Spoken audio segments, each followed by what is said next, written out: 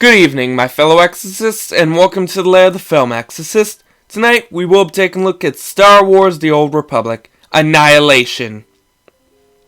The Sith Empire is in flux. The Emperor is missing, presumed dead, and an ambitious Sith Lord's attempt to seize the throne has ended fatally. Still, Darth Revan, commander of the fearsome Imperial battlecruiser Ascendant Spear, continues her relentless efforts to achieve total Sith domination of the galaxy. But Karad's ruthless determination is more than matched in the steely resolve of Theron Shan, whose unfinished business with the Empire could change the course of the war for good. Though the son of a Jedi Master, Theron does not wield the Force. But like his renowned mother, the spirit of rebellion is in his blood.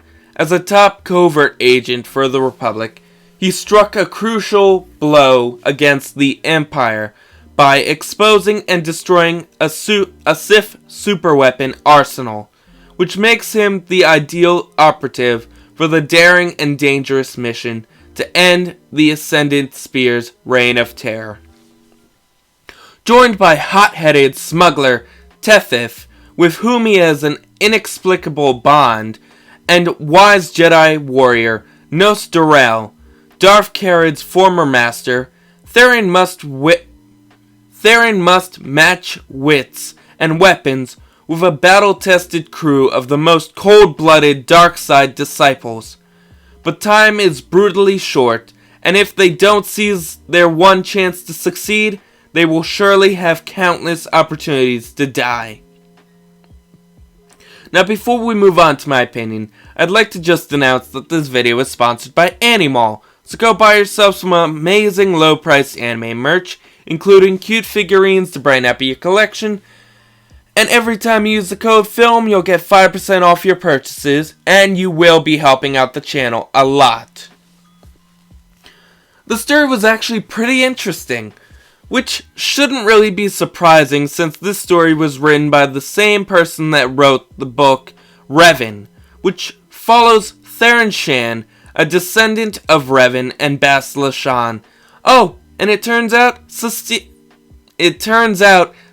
Shan isn't Theron's cousin like I previously speculated.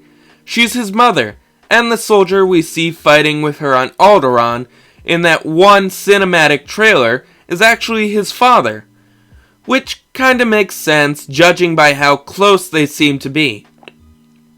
Oh, and I'd like to suggest you guys read the comic The Old Republic, The Lost Sons before reading this book, because it takes place right before the story's events, and it introduces some of the story's characters, giving so much needed context, especially the mission that was mentioned in the little summary over there.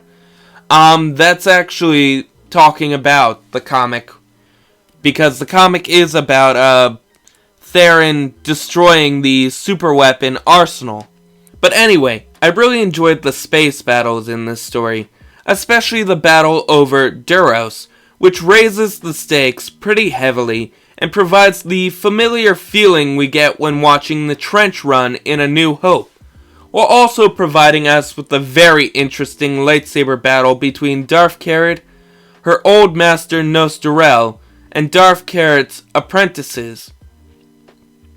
And the best part is how well described the battle was, and I love how they named each form that the wielder is using, like Ataru and Makashi, which was really cool. I also loved the tension between Theron, Satil, and Malcolm, because it's very accurate to how most adults would act after they've learned their parents gave them up instead of raising them. But there is still the problem of the reveal being pretty easy to figure out, especially with all the hints shoved in your face. And to be honest, I would have liked to see Darth Revan die a different way than the way she did, but I guess what we got was pretty good. Oh, and I have to admit, Master Nostarel was pretty funny because of how serious he was when talking to Theron, almost seeming like he didn't know how to have a sense of humor. I mean, I guess you can expect that from most Jedi, but let's be clear. We've spent so much time with Obi-Wan, Ahsoka, and Anakin. You'd think some would at least have a few jokes. I mean, Nostarel is supposed to be the same species as Plo Koon, one of the most beloved Jedi out there. So, yeah, there could have been a lot more jokes. I also love Tethys and how childish she is while also being the smartest one in the group.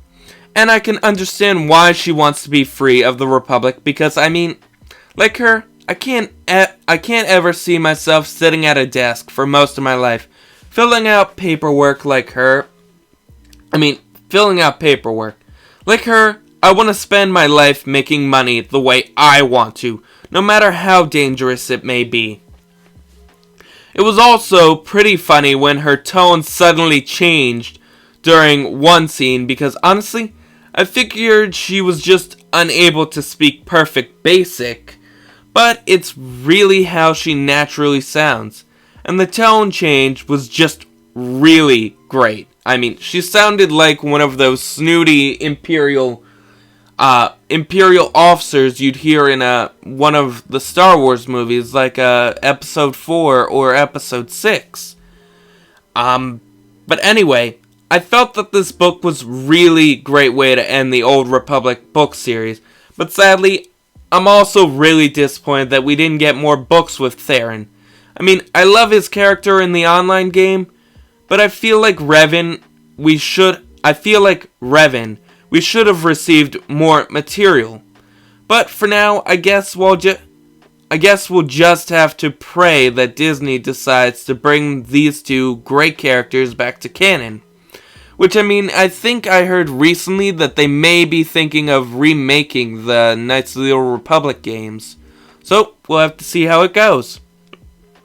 But anyways, I really enjoyed the story just as much as the characters, because it's something different compared to the other books in the series, giving us a really good spy story instead of making it just another treasure hunt or Jedi adventure novel.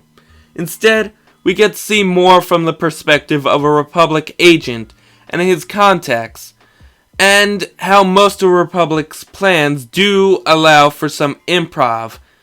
And I'm glad someone in these books recognizes that maybe the Jedi can be a little too self-centered,